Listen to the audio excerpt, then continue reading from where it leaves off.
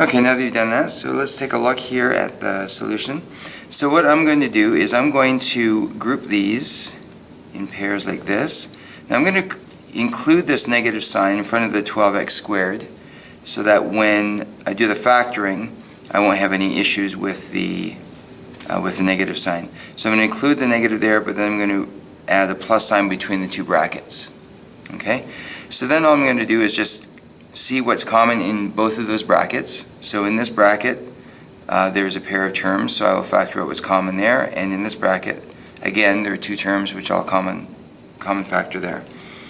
So out of here, I'm going to factor out an x cubed, which leaves me with 3x plus 5.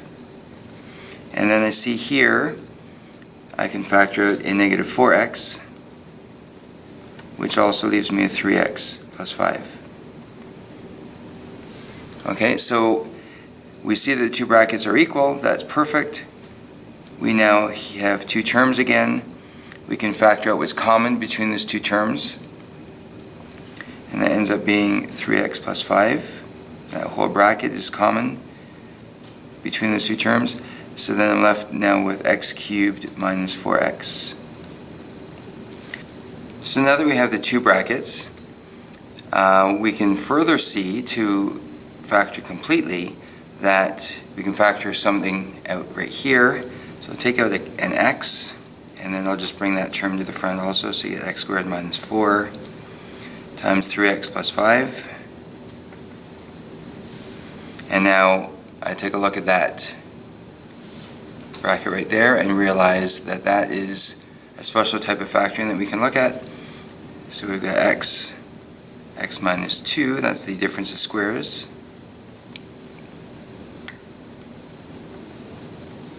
And now that we have everything in factors, now it'll be easier to solve this.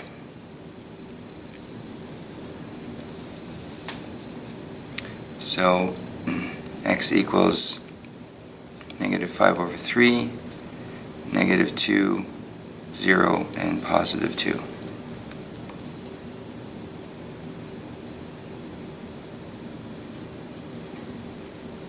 Okay, moving right along here.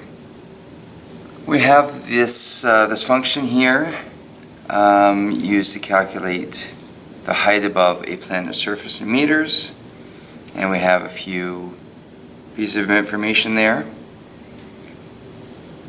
So we want to find, to 2 decimal places, how long it takes an object to hit the surface of Mars if the object is dropped from 1,000 meters above the surface.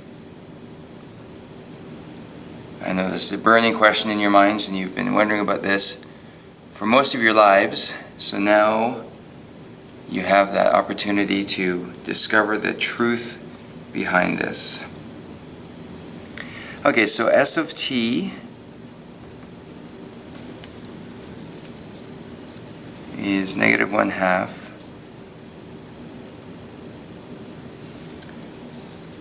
and g for Mars is 3.92 meters per second squared.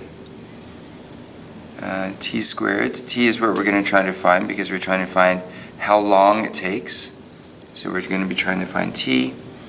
Plus the initial velocity is v naught, which is 0, times t, plus the initial distance, which is 1,000. Now S of t is the actual surface of Mars. So that is going to be when the object is on the surface, that distance is actually going to be 0. So we got 0 equals negative 1/2 times 3.92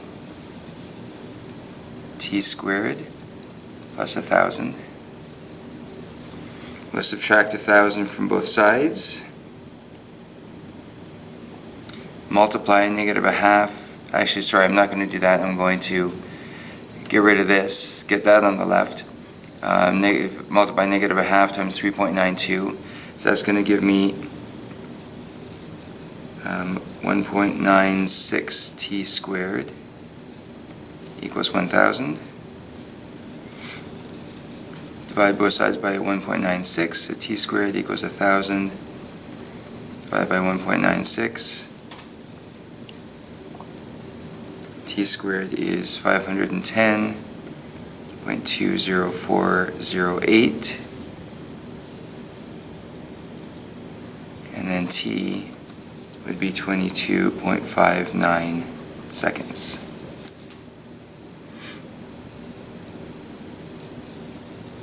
So therefore,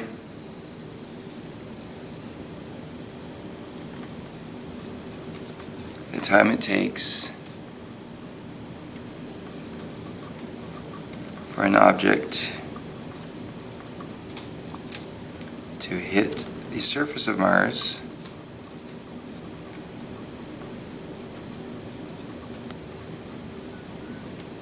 after being dropped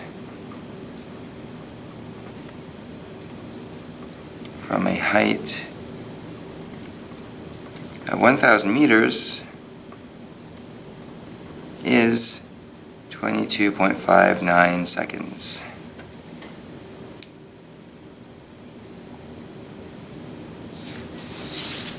Now you'll be able to rest easily at night, knowing the answer to that thought-wrenching question. And I know a lot of people are concerned about their health. So, during a normal 5-second respiratory cycle in which a person inhales and exhales, the volume of air in a person's lungs can be modeled by that thing, where volume is V and it is measured in liters at T seconds.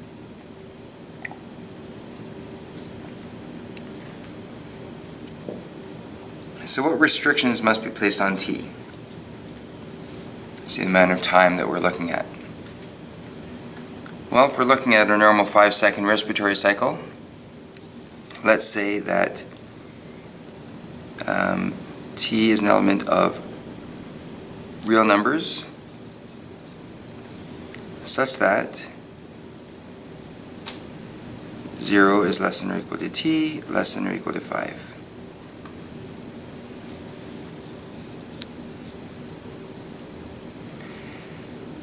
And we want to find out, of course, how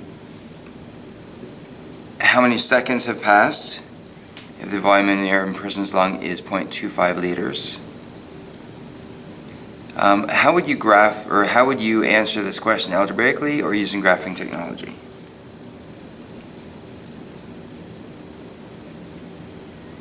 Well, if you take a look at all these delightful values here, it would seem that doing it algebraically would be very challenging.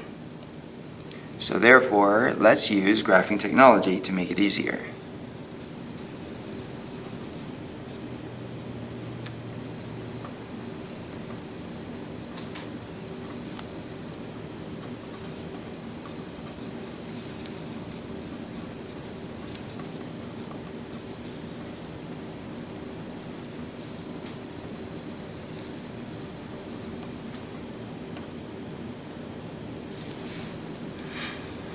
And so let's solve this. Sorry I don't have a grid there for you. So what I'm going to do is I'm going to ask you to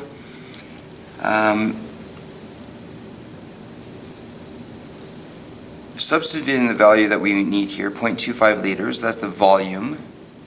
So where would that go in the equation?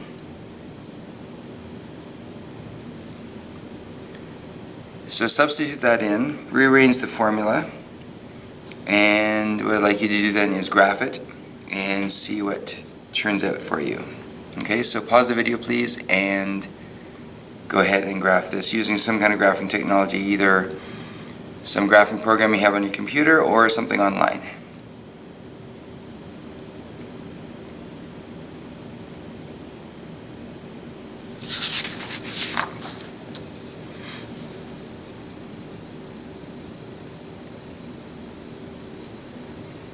Okay, so I substituted in 0.25 for the volume, and the right side of the equation just stays as it is.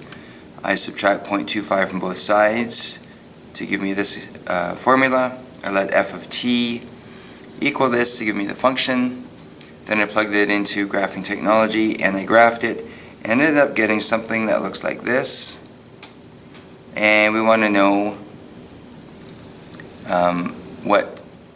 at what times is the volume in a person's lung 0.25 liters.